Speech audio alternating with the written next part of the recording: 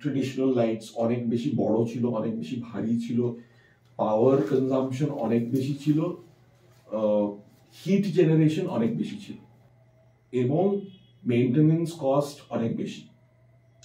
তো সেই জায়গা থেকে যদি বলা যায় তাহলে এলইডি টেকনোলজি আসার পর থেকে অনেক বেশি সুবিধে হয়ে গেছে, পাওয়ার কনজাম্পশন কম, কম লাইটস, এবং আমাদের এখন যে সেই অর্থে যেগুলোকে আমরা প্রফেশনাল ক্যামেরাস বলি, সেগুলোর সেন্সর এতটাই অ্যাডভান্সড হয়ে গেছে যে লাইট লেভেলস অত দরকার হয় না, খুব খুব লো লাইট কন্ডিশনসে শুট করা যায়, অ্যাভেলেবল লাইট কন্ডিশনসে শুট করা যায়। এক, দ্বিতীয়ত আমি চিরকাল was in favor of using practical lights. হ্যাঁ, স্টুডিও লাইটস ইউজ করতে হতো, বাট প্র্যাকটিক্যাল লাইটস আমাকে অনেক বেশি ফ্যাসিনেট করে, এবং প্র্যাকটিক্যাল লাইটস দিয়ে অনেক কিছু করা যায়। তার প্লাস্টিসিটিটা এমন যে অনেক কিছু করা যায়, সেটা মানে স্টুডিও লাইট লাগাতে পারবো না। এখন উইথ এলইডি লাইটস, বিভিন্ন রকমের এলইডি লাইটস এসে গেছে, সেগুলো অলমোস্ট প্র্যাকটিক্যাল লাইটের মতন ব্যবহার করা যেতে পারে। হ্যাঁ, অবভিয়াসলি এক্সপেন্সিভ দিক থেকে একটা ব্যাপার আছে, কিন্তু তো আমি নর্মালি, আর এটা আমার একটা সময় বদনামও ছিল যে আমি নাকি মানে প্রোডাকশনের কস্ট বাঁচাবার জন্যে খুব খুব খুব কম লাইটে কাজ করি।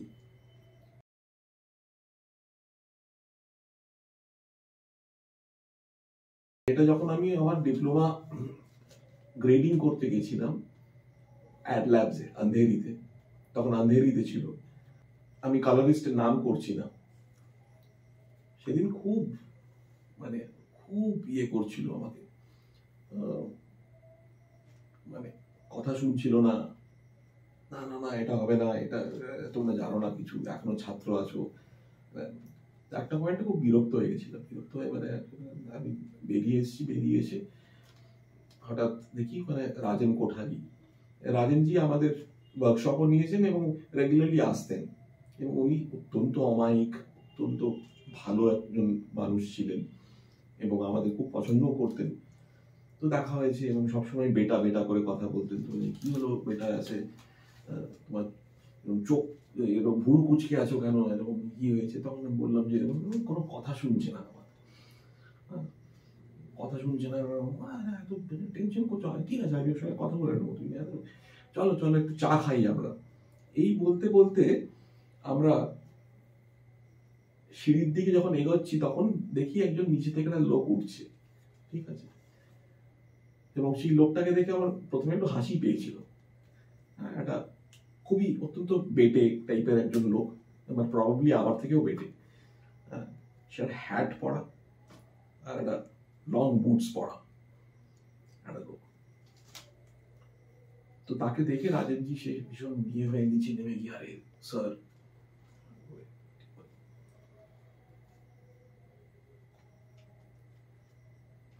এই লোকটার নাম আমি করতে চাই না, তার কারণ হচ্ছে যে আমি চাই অডিয়েন্স সেই লোকটার নাম বের করুক খুঁজে। তো সেই লোকটা তারপরে কথা বলার পরে রাজেনজির সঙ্গে রাজেনজি আলাপ করিয়ে দিল যে আসুন স্যার, একজন ছাত্র এফটিআই থেকে এসছে, এখানে ডিপ্লোমা গ্রেড করছে, আপনার সঙ্গে আলাপ করিয়ে দিই। তো আলাপ করিয়ে দেওয়ার ঠিক আগে মানে আমি ওনার নামটা শুনে না, আমি মানে অলমোস্ট টার্ন ইনটু স্টোন বলে না, ঠিক সেরকম হয়ে গেছি আর কি। মানে ভাবতেও পারিনি জীবনে যে এরকম একটা লোকের সঙ্গে দেখা হবে। এবং উনি আমার দিকে একবার জাস্ট এক মুহূর্তে তাকিয়ে হঠাৎ এসে আমাকে জড়িয়ে ধরলেন, জড়িয়ে ধরে সে পিঠ চাপড়ে দিয়ে আমাকে বলছে যে আরে তোমরাই তো ফিউচার, তোমরাই তো করবে, হ্যান ত্যান। এবং তারপরে যথারীতি আমি একটা বোকার মতন প্রশ্ন করেছিলাম ওনাকে, আর কি খুবই বোকার মতন প্রশ্ন করেছিলাম, প্রশ্ন করিনি, আমি একটা কথা বলেছিলাম যে স্যার কুছ টিপস দিজিয়ে। তখন উনি ঘুরে রাজেনজিকে বলেছিলেন যে मैं क्या टिप्स दूं, मैं तो चाय बिकता था, अंडा बिकता था, लोग मुझे टिप्स देते हैं, ये लोग अभी मुझे टिप्स मांग रहे हैं, ये যে তোমরা তো এত পড়াশোনা করো, আমি কি টিপস দেবো তোমাকে? তো রাজেন যেরকম যে না না না তুমি এরকম কি বলছো, তুমি একটু বলো। তখন আমাকে বলেছিল যে বেটা এক চিজ याद रखना, যে জীবনে তুমি হাজার হাজার কিলোওয়াট লাইট পাবে, একটা মোমবাতি জ্বালিয়ে শুট করো, সেখানেই আসল দাদাগিরি। এটা বোধহয় কোনোদিন কোথাও আমার অবচেতনায় থেকে গেছিল। এই লোকটার দুটো ছবির কথা আমি বলবো, খুব বিখ্যাত লোক, অনেক ছবি শুট করেছেন। একটা হচ্ছে 36 চৌরঙ্গি লেন, আর একটা হচ্ছে ব্যান্ডেড কুইন। নামটা আমি বললাম না, এটা আমি ছেড়ে দিলাম অডিয়েন্সের কাছে।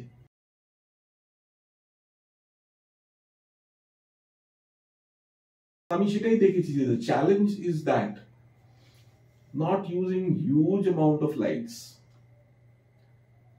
বাট আমাদের কন্ডিশনটাও সেরকম, আমাদের ইন্ডাস্ট্রির কন্ডিশন, মানে আমাদের তো সেরকম বাজেট থাকে না।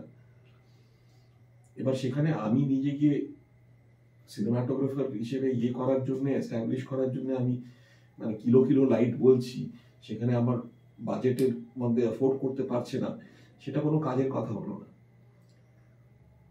এবং খুব কম লাইটে যে অনেক কিছু অ্যাচিভ করা যায়। সুব্রত মিত্র তো ডিজাইন করেছিলেন নিজের সফট বক্স বাল্ব দিয়ে, সেগুলো তো মানে হাউস হোল্ড বাল্বস, সেগুলো কোনো স্পেশালাইজড বাল্বস নয়। নেস্টার অ্যালমেন রস এর মতন একজন সিনেমাটোগ্রাফার, যিনি প্রথম স্বীকার করেছিলেন যে আমি সুব্রত মিত্র বলে একজন সিনেমাটোগ্রাফারের কাছে বাউন্স লাইটিং শিখেছি।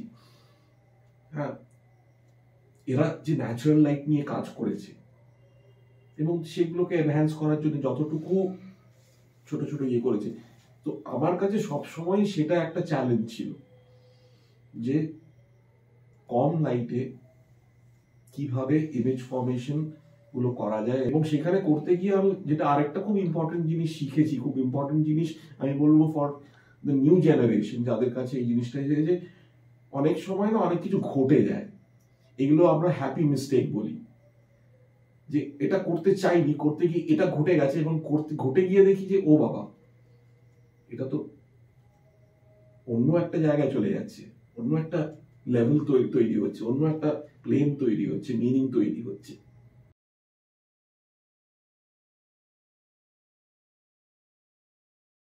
আরেকজন সিনেমাটোগ্রাফারের আমি নাম করবো রঞ্জন পালি, যে জীবনের একটা বড় অংশ ডকুমেন্টারি শুট করেছে এবং একদম অ্যাভেলেবল লাইটে শুট করেছে, কোনো এক্সট্রা লাইট ইউজ করার ব্যাপার নেই।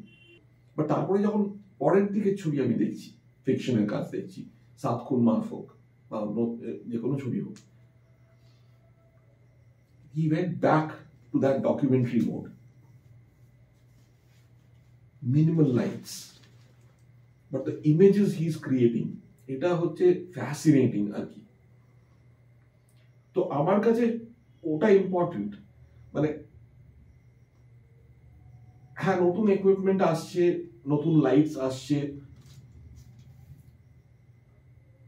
I don't get carried away by it, যে এটাই আমাকে পরে দিয়ে দিচ্ছে, আমাকে হায়ার করতে হবে, পরের প্রজেক্টে হায়ার করতে হবে, এই একটা টেন্ডেন্সি থাকে আমি দেখি স্টুডেন্টদের মধ্যে, বা নতুন নতুন যারা ইয়ে করছে, যে শুনেছি বম্বেতে ওই একটা ছবি, হ্যাঁ এই ক্যামেরাটা ইউজ হচ্ছিল, বা এই এটা ইউজ হয়েছে, এটা নতুন একটা লেন্স এসছে। আসবে হয়তো কোনোদিন চান্স, যদি আসে তাহলে তখন দেখা যাবে। হ্যাঁ, I would definitely like to know about it, আমি পড়বো, সেটা দিয়ে কি শুট হয়েছে আমি করব, কিন্তু সেটাকেই আমাকে ব্যবহার করতে হবে তার কোনো মানে নেই। আমাকে কি ব্যবহার করতে হবে এটার জন্য, আমার প্রোডাকশন কি সাপোর্ট করছে, আমার স্পেস কি সাপোর্ট করছে। আমি একটা 18কে নিয়ে গেলাম, কিন্তু আমি শুট করছি 20 তলার ওপরে, সে 18কে একটা লাগাবোটা কোথায় আমি? কিন্তু আমি জাস্ট এই দাখনদারিটা একটা আমার কাছে বড় জিনিস, আমি দাখনদারি থেকে যতটা দূরে যেতে পারি যেতে পারি। টেকনোলজির সঙ্গে আমার কোনো অসুবিধা নেই।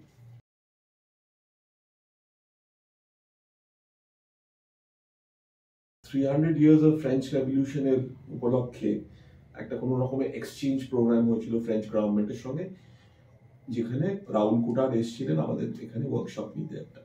এবার রাউল কুটার্ড তো একটা আমাদের সিনেমাটোগ্রাফারদের জন্য একটা অন্য জিনিস, বাকি বিশ্বের জন্য একটা অন্য জিনিস, মানে তারা যারা নাম শুনেছে আর কি, যারা সিনেমার সঙ্গে যুক্ত বা একটু যারা জানে। রাউল কুটার্ড একটা অদ্ভুত লোক, অত্যন্ত ওয়েটি একটা লোক। এবং উনি যখন এসছিলেন আমার ধারণা ওনার বয়স ছিল প্রায় 75-76 এরকম বয়স ওনার। মে মাসের সময়, তখন অত্যন্ত গরম পুনাতে। আনফর্চুনেটলি মানে যা হয় আর কি, মানে 5 দিনের জন্য এসছিলেন, 5 দিনের মধ্যে 4 দিন উনি খালি ইন্টারাকশনই করেছেন। এবং সেটা উনি নিজেও বলেছিলেন, উনি খুব দুঃখিত হয়েছিলেন যে আমাকে খালি একদিন ছাত্রদের সঙ্গে শুট করতে দেওয়া হলো। এবং একদিন এটাও বলেছিলেন যে এটা একটু বোঝার চেষ্টা করো যে আমি রাউল কুটার্ড তোমাদের সামনে দাঁড়িয়ে আছি, আমি গোডার্ড নই। তোমরা সারাক্ষণ আমাকে গোডার্ড সম্বন্ধে কেন জিজ্ঞেস করছো? মানে সবসময় প্রশ্ন হচ্ছে যে গোডার্ড কি করতো, গোডার্ডের এটা কি হতো।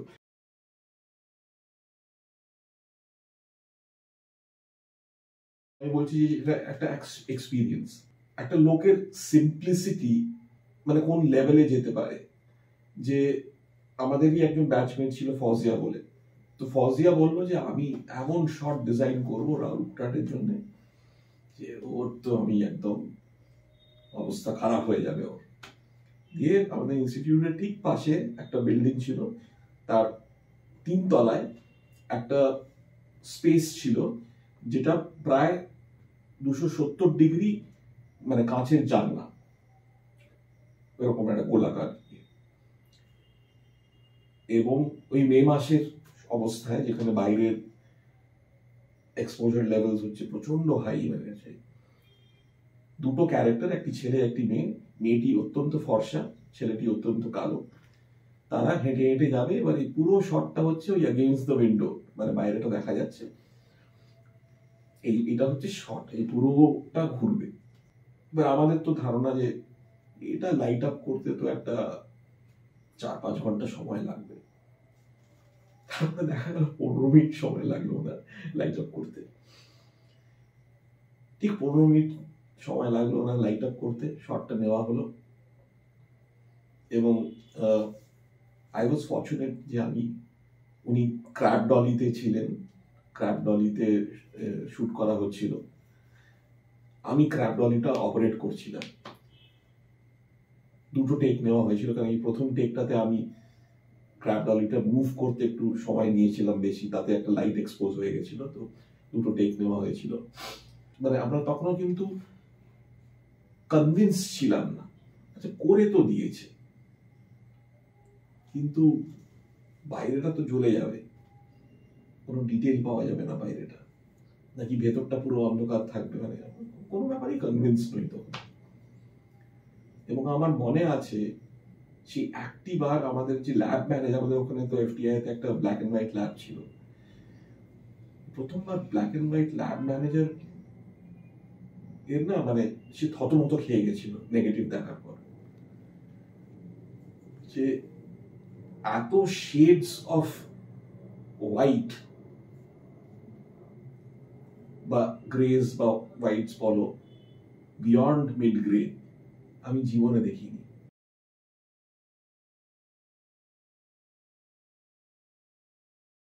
আমাদের বলা হতো প্রথম দিন থেকে, আমরা জানতাম যে ট্রাইপডের উপরে ক্যামেরা রাখলে তোমাকে এমন ভাবে নিজেকে পজিশন করতে হবে যে মিনিমাম তুমি প্যানিং করছো বা ট্রিকিং করছো এমন ভাবে করতে হবে যাতে তোমার ওয়েট বেশি শিফট না হয়, ওয়েট শিফট হলেই ক্যামেরা জয় হবে।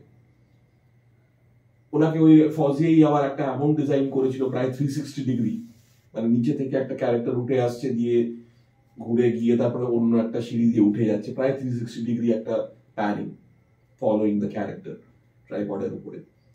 উনি দিব্য, আর উনি খুব মজার ভাবে মানে ইয়েটার হ্যান্ডেলটাকে পেনের মতন ধরতেন, এরকম ভাবে ধরতেন।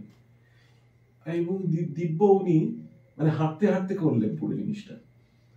তো আমরা তো পরে জিজ্ঞেস করেছিলাম যে আমাদের তো এরকম শেখানো হয়েছে, তো উনি বললেন যে, খুব witty লোক ছিলেন, খুব witty লোক ছিলেন। উনি বললেন যে, তাই তোমাদের এরকম শেখানো হয়েছে? আমাকেও তো তাহলে শিখতে হবে এটা।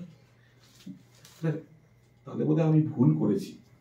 কিন্তু যখন ফুটেজ দেখা গেল তখন দেখলো স্মুথ, একদম স্মুথ। মানে এরকম বহু বহু ছোট ছোট ছোট ছোট ইনসিডেন্ট আছে। কিন্তু ওই যে উনি যে জিনিসটা শিখিয়ে গেলেন যে তোমরা বেসিক্স থেকে এসো, মানে এত ভেবো না, এত এত এত এত এটা এত জটিল কিছু নয়। এই যে ব্যারিয়ার গুলো ভেঙে দেওয়া, এই যে আমরা মনের মধ্যে এই ব্যারিয়ার গুলো তৈরি করি যে এটা করতে গেলে এই করতে হবে, এই করতে হবে, হ্যান করতে হবে, ত্যান করতে হবে। তোমার সিচুয়েশন তোমার সিচুয়েশন। তুমি, আমি রাহুল কুটার বলে তুমি আমার সিচুয়েশনটার সঙ্গে তোমার সিচুয়েশন তুমি ইয়ে করো না। তোমার সিচুয়েশন তুমি বেসিক্সে যাও, ঠান্ডা মাথায় চিন্তা করো। there are very easy solutions to it.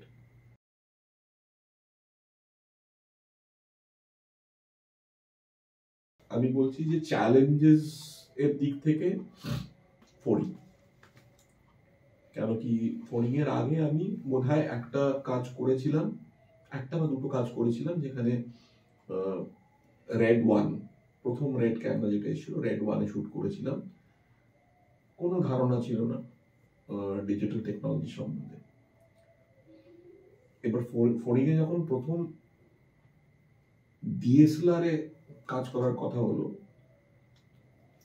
এটা তো আমার কাছে একটা মানে আকাশ ভেঙে পড়লো আর কি আমার মাথার উপরে। আমার জন্য ইট ওয়াজ লাইক, মানে প্রথমত এরকম একটা ছোট স্টিল ক্যামেরা দিয়ে কি মানে ছবি বানানো যায় কিনা, একটা সাইকোলজিক্যাল ব্লকেজ। প্লাস আমার ডিজিটাল সম্বন্ধে কোনো ধারণা ছিল না, যে কি হয়, কিভাবে হয়, ইমেজটা কিভাবে তৈরি হচ্ছে, তো কিভাবে করব। and of course because of the budget and because of the expanse of the film, এতগুলো স্পেস, এতগুলো কন্ডিশনস, লাইটের বাজেট নেই, বেশিরভাগ ক্ষেত্রে প্র্যাকটিক্যালস ইউজ করতে হবে। আউটডোরস বেশিরভাগ ক্ষেত্রে কোনো স্কিমার ইউজ করা যাবে না, নেই, তার কারণ পারবো না আমরা করতে। অশোকনগরে শুটিং হয়েছিল, মানে অশোকনগরে আমরা এখান থেকে টেকনিশিয়ান তো নিতেই হবে, তো আমাদের টেকনিশিয়ান কল অনেক দেরিতে দিতাম। তার কারণ এক তো হচ্ছে ওখানে রাখতে পারবো না ওদের, এখান থেকেই ট্রাভেল করতে হবে ওদের, এবং সেই কারণে শুটিং অনেক আগে শুরু হতো, সকালবেলার দিকে। ওরা অনেক পরে আসতো, 11টা, 11:30, 12টার সময় আসতো, ওরা পৌঁছাতো। মানে রিফ্লেক্টার্স, প্রপার রিফ্লেক্টার্স, স্কিমার্স সব ওই হাতে তৈরি, থার্মোকলের ওপরে রাংটা লাগিয়ে, এইভাবে প্র্যাকটিক্যালস। সেটা তো একটা চ্যালেঞ্জ ছিল, কিন্তু সেই চ্যালেঞ্জটা আমি বলবো যে আমি অনেকটাই সেই চ্যালেঞ্জটা আগে ফেস করেছি। যখন টেলিফিল্ম বানাতাম তখন এরকম ভাবেই আমরা ওয়ার্ক করতাম। বাইরে গিয়ে যখন শুটিং করতাম দার্জিলিং এ, বাজেট কম থাকতো, এরকম ভাবে প্র্যাকটিক্যালস নিয়ে যেতাম, ইয়ে করতাম, এরকম ভাবে শুটিং হতো। সবচেয়ে বড় চ্যালেঞ্জ ওটাই ছিল, ডিএসএলআর ক্যামেরা। তো এবং সেখানে সত্যি কথা বলতে গেলে আমি একটি ছেলেকে পেয়েছিলাম, যে তখন সেকেন্ড ইয়ারে ছিল এসআরটিএতে, স্ট্যানলি বলে। তো স্ট্যানলির একটা ইলেকট্রনিক্স ব্যাকগ্রাউন্ড ছিল, ও ইলেকট্রনিক্স ইঞ্জিনিয়ার। স্ট্যানলি কিন্তু আমাকে অনেকটা শিখিয়েছে, তখন অনেকটা কনফিডেন্স দিয়েছে। স্ট্যানলি না থাকলে কিন্তু আমি ওই কনফিডেন্সটা পেতাম না। কেন তখন যে ক্যামেরাটা আমরা ইউজ করেছিলাম, ক্যানন 5D Mark 1, কোনো লগে শুট করার অপশন ছিল না। আর কিছুটা আমি বলবো যে বিশ্বাস ছিল কোর ইউনিটের মধ্যে, director, production designer, assistant directors আর প্রোডাকশন ম্যানেজার, এই একটা কোর ইউনিট ছিল যারা প্রথম থেকেই খুব উদ্বুদ্ধ হয়েছিল যে এই ছবিটা আমাদের তৈরি করতে হবে, যেন তেন প্রকার যাই হোক না কেন, দরকার হলে ইউনিট খাবে, আমরা খাবো না, দরকার হলে আমরা রাস্তায় শোবো, যাই হোক না কেন ছবিটা আমাদের তৈরি করতে হবে। তো সেই অর্থে আমি বলবো যে হ্যাঁ, ইট ওয়াজ দ্য মোস্ট চ্যালেঞ্জিং।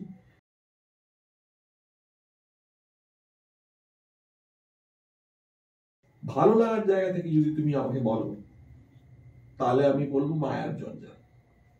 আমি বলবো যে both script wise, film wise is a much matured film. একটা প্রসেসের মধ্যে দিয়ে আমরা গেছি যেখানে খুব ইনভলভমেন্ট ছিল আমার। সেটা ছোট লোক যে ওয়েব সিরিজটা, সেটাতেও ছিল। সবচেয়ে বড় মানে উপলব্ধি হচ্ছে আমার মনে হয় যে একটা ইউনিটে শুধু ডিরেক্টর, সিনেমাটোগ্রাফার, প্রোডাকশন ডিজাইনার নয়, একদম সেটের উপরে মানে অ্যাজ এ সিনেমাটোগ্রাফার আমার মনে হয় তখন খুব ভালো অভিনেতা অভিনেত্রী পাওয়া যায়, সেন্সিটিভ, যেখানে তোমাকে অ্যাকচুয়ালি কোনো কায়দাবাজি করতে হচ্ছে না। এইটা খুব ইম্পর্টেন্ট হয়ে যায়। এবং এইটা এই দুটোর ক্ষেত্রেই মানে ছোট লোক এবং মায়ার জঞ্জালের ক্ষেত্রে কাস্টিংটা এত ভালো ছিল, এত স্ট্রং ছিল যে সত্যি কথা বলতে গেলে ইট ইজ আ প্লেজার যে তোমাকে সেই আগ বাড়িয়ে ওইসব কিছু করতে হচ্ছে না। সেই যে পারফরমেন্সটা বেরিয়ে আসছে, তার যে ইন্টারাকশন উইথ দ্য ক্যামেরা, মানে সেগুলো হয়তো খুব বুঝে তারা করছে কি করছে না আমি তার মধ্যে যাচ্ছি না, কিন্তু সেই কেমিস্ট্রিটা তৈরি হয়ে যায়।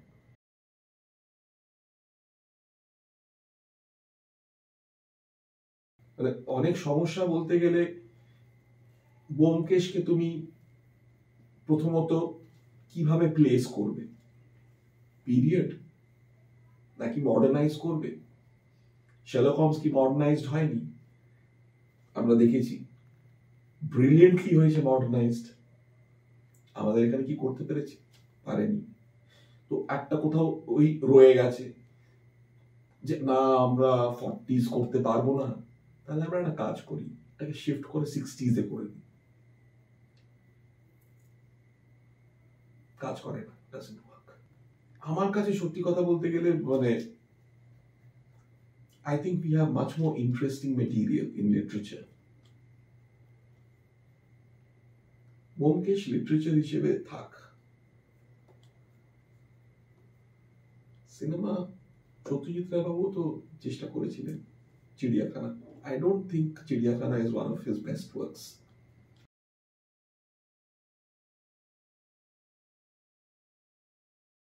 সুমন মুখোপাধ্যায়, লালদা, দুটো করেছি।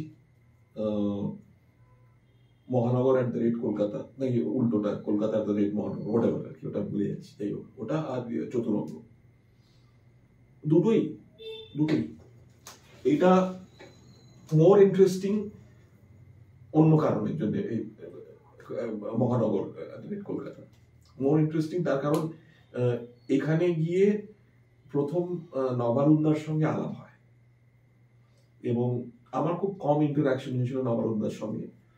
বই সব পড়েছিলাম আমি, অত্যন্ত মানে ইন্টারেস্টিং একটা ক্যারেক্টার আমার মনে হতো। এবং দুটো ইন্টারাকশন হয়েছিল, একটা লালদার বাড়িতেই হয়েছিল, আর একটা পরে একদিন হয়েছিল। মানে এই একটা লোক ছিল আমাদের কাছে, আমাদের মানে আমরা তখন আমার মনে হয় যে আমরা ওনার ওয়ার্থ দিতে পারিনি। ওনার সিনেমার সম্বন্ধে যা জ্ঞান, উনি আমাকে পারাবজনব দেখে দেখে মানে ফ্রেম বাই ফ্রেম দেখে দেখে ইয়ে করেছিলেন, সিনেমাটা শিখিয়েছিলেন। মানে আমরা ফিল্ম স্কুলে পড়াশোনা করেছি, কোনোদিন কেউ এরকম ভাবে আমাদের দেখায়নি। উনি আমাকে ইন্ট্রোডিউস করেছিলেন খুব ইন্টারেস্টিং একজন লেখকের সঙ্গে, বুলগাকভ। বুলগাকভের তখন পাওয়া যেত না কিছু, এখন পাওয়া যায়। দ্য মাস্টার এন্ড মার্গারিটা বলেছিলেন যে মাস্টার এন্ড মার্গারিটা পড়ো। আমি খুব ইন্সপায়ার্ড হয়েছি বুলগাকভের। তারপরে বুলগাকভ তো ওই, তাই জন্য আমার কাছে ওই ছবিটা খুব ইন্টারেস্টিং।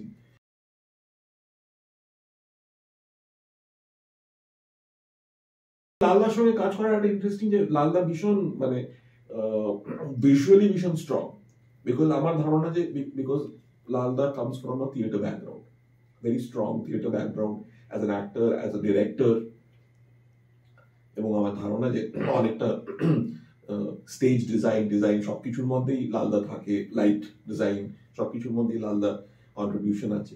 তো একইভাবে দেবেশদার সঙ্গে, দেবেশদার সুবিধাটা হচ্ছে যে দেবেশদা যেহেতু থিয়েটারে গিয়ে এবং সিনেমা সম্বন্ধে কিচ্ছু জানে না, তো ওই আদান প্রদানটা যে ও তোদের সিনেমায় এরকম হয়, আমাদের থিয়েটারে তো এরকম হয়, এটা কি এই ধরনের লাইটিং কি আমি স্টেজে ইউজ করতে পারি। সেখান থেকে একটা ছোট ছবি অ্যাকচুয়ালি নয়, সেটা বড় হয়ে গেছিল পরবর্তীকালে, 1 ঘন্টা বেশি হয়ে গেছিল বলে। প্রথম ছবি ছিল নাটকের মতো, তারপরে তো সেখানে ওরকম অনেক কিছু চেষ্টা করা, এক্সপেরিমেন্ট করা, করে দেখা, যে করে দেখি না, দেখা যাক কি হয়।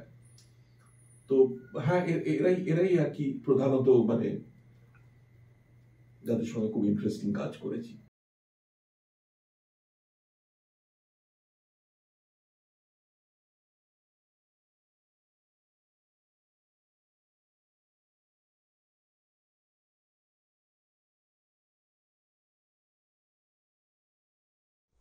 আমরা কিন্তু এখন অনেক সলিউশনস এসে গেছে আমাদের কাছে, এবং প্র্যাকটিক্যাল লাইট ইউজ করা, যেটা আমি খুব পছন্দ করি।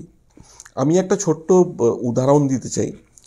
মংস অ্যাগেন বলে একটা ছবি হয়েছিল, অঞ্জন দত্ত ডিরেক্টর ছিলেন।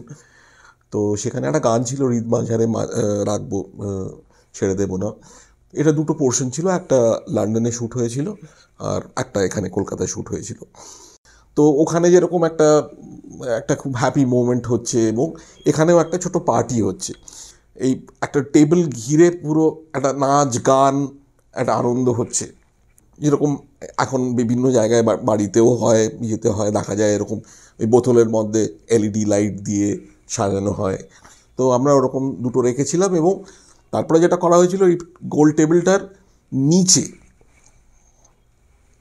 এলইডি স্ট্রিপ লাগানো হয়েছিল। The very effective way of shooting in such circumstances. তো সেটা আমরা একটু করে দেখি।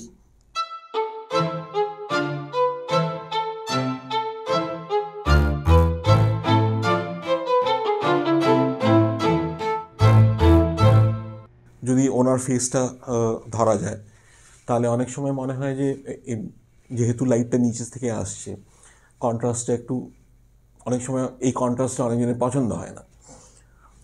আমি একই এলইডি স্ট্রিপ দিয়ে আমি একটা হালকা সিলিং বাউন্সও দিতে পারি, একই এলইডি স্ট্রিপ, সেটাকে একটা ইয়েতে রোল করে জাস্ট ওপর থেকে একটু বাউন্স করে দিলাম। মানে it is as simple as that, মানে এতটাই সিম্পল এই ব্যাপারটা। যদি আমরা নিচে প্যান ডাউন করি, তাহলে আমরা দেখতে পাবো যে এটা আমরা যেটা করেছি হচ্ছে, এবার আমরা এখানে যেটা করেছি হচ্ছে ওই সোর্সটা আমরা কাটিনি, ওইটাকে আমরা কাটিনি, যে কারণে যদি আমরা ক্যামেরাটাকে আরেকটু এদিকে আনি, তাহলে আমরা দেখব যে ওইটা আমাদের অ্যাকচুয়ালি হয়ে যাচ্ছে হচ্ছে কি যদি বলতে চাই, কি বলতে পারি বা বাট এখানে একটা কন্ট্রাস্ট তৈরি হচ্ছে, হ্যাঁ, এই ফেসটার উপরে, এবং এফেক্টিভ। এইটাই আমি বলছি যে মানে এই এফেক্টিভ মেথডসগুলোকেও শেখা এবং ইউজ করা। এবার ওনাকে যদি আপনি যদি এখানে চলে আসেন, এইটাতে বসেন, এইখানে যেটা হচ্ছে যে এইখানে আমরা কিন্তু পুরোটাই মোটামুটি একটা মানে এখানে সুবিধাটা হচ্ছে যে এখান থেকে আমরা একটা নিচ থেকে একটা ফিল পাচ্ছি হালকা, আর এই যে লাইটটা এটা আমরা যে দেখিয়েছিলাম এটা থেকেও একটা ফিল পাচ্ছে। যদি আমরা ওই লাইটটাকে কেটে দিই তাহলে একটু কন্ট্রাস্ট বেড়ে যাবে, পুরোটা একটা ডিরেকশনালিটি পাবে, নিচে থেকে লাইটটা পাবে। আমরা কি চাই কি চাই না সেটা আমাদের ওপরে ডিসিশন। বড় বড় সিনেম্যাটোগ্রাফাররা তারা প্র্যাকটিক্যাল লাইট ইউজ করছে এবং প্র্যাকটিক্যাল লাইটে শ্যুট করছে এবং কনফিডেন্টলি শ্যুট করছে এবং ভালো শ্যুট করছে। এই কনফিডেন্সটা দরকার আমাদের যারা নতুন আসছে, যারা ছাত্র, যারা নতুন নতুন করে সিনেম্যাটোগ্রাফি করার চেষ্টা করছে। কেন কি এটাই কিন্তু ফিউচার, এটাই হচ্ছে দিস ইজ দ্য ফিউচার, যেখানে আমাদের কস্ট কাটিং, এনার্জি সেভিং এত বড় এই ইস্যুগুলো এত বড় আস্তে আস্তে আস্তে আস্তে অনেক বড় হয়ে দাঁড়াচ্ছে। সেইখানে কিন্তু আমাদের এই পদ্ধতিগুলোকে অবলম্বন করতে হবে এবং আমাদের ভাবতে হবে কীভাবে আমরা এগুলোকে এফেক্টিভলি ইউজ করতে পারি। মানে রঞ্জনদার কাছ থেকে এটা আমি শিখেছি যে একদম প্র্যাকটিক্যাল সোর্সেস ইউজ করে করে হ্যাঁ কী করে করা যায়। মানে রঞ্জনদা এখনও করে, মানে রঞ্জনদা এমন করে মানে আমি করতে পারি না অত ভালো। রঞ্জনদা মানে একটা একটা বাল্ব জ্বালিয়ে এমন শ্যুট করে দেবে যে মানে মানে সেটা কেউ মানে ভাবতে পারবে না যে এটা মানে এরকম একটা একটা একটা বাল্ব জ্বালিয়ে শ্যুট করা হয়েছে। তো আমি বলছি যে এই প্র্যাকটিসটা বিল্ড করা, এই প্র্যাকটিসটা একবার বিল্ড করলে এই কনফিডেন্স যখন এসে যাবে না, তখন দেখবে যে এভরিথিং ইজ পসিবল, সব সম্ভব করা। এবং তখন actually the world of cinematography actually starts opening up, মানে রেস্ট্রিক্টেড হয়ে থাকে না। অনেক বেশি ফ্লুইড ক্যামেরা, অনেক বেশি মুভমেন্ট দরকার। এবং যদি কোনো স্ট্যাটিক শটও থাকে,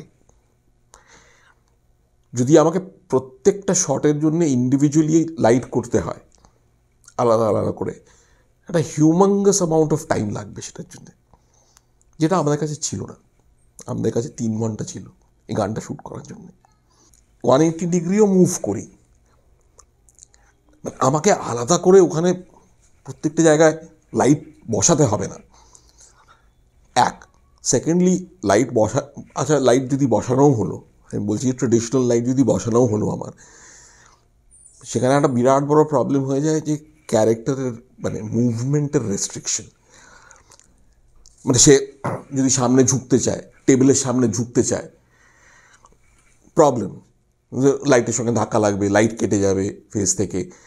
তো এই এতগুলো প্রবলেম মানে একসঙ্গে সলভ করা, তা বললাম যে মানে why not do it this way. এটা এটা এটা এটা খুব মানে এবং আমি ক্যামেরা নিয়ে মুভ করতে পারবো। হ্যাঁ, মানে আমার শুধু মুভ করতে পারবো না, মানে from one shot to another shot আমার টাইম স্প্যান খুব কম আর কি। আমাকে খালি ক্যামেরার দিকে যে এলইডি স্ট্রিপটা আছে সেটাকে ব্ল্যাঙ্ক আউট করে দিতে হবে, ব্ল্যাক টেপ দিয়ে বা ব্ল্যাক দিয়ে সেটাকে আমি ব্ল্যাক আউট করে দিতে হবে। সেটা তো করার কোনো ব্যাপারই নয়, তার কারণ আমি টেবিলটাকে ঘুরিয়ে দিতে পারি। গোল টেবিল আমি ঘুরিয়ে দিলাম, যেদিকে লাইটটা লাগানো আছে, বা যদি নাও ঘোরাতে পারলাম, ওটা কতক্ষণ লাগে জাস্ট স্ট্রিপটা খুলে একটু শিফট করে লাগানো, এইটুকুই তো করার। নিজের লাইট আমি নিজে তৈরি করে আমি করব, নিজের মতন করে লাইট আপ করব। এইটাতে যে আমি যে আনন্দটা পাই বা পেয়েছি এতদিন, এটা আমার মনে হয় যে যারা নতুন শুরু করছে, যারা এদের এদের এদের মধ্যে যদি এটাকে আমি মানে এই ভাবনা চিন্তাটাকে এটাকে প্রোৎসাহন দিতে পারি, তাহলে খুব মানে ভালো হয় আর কি। মানে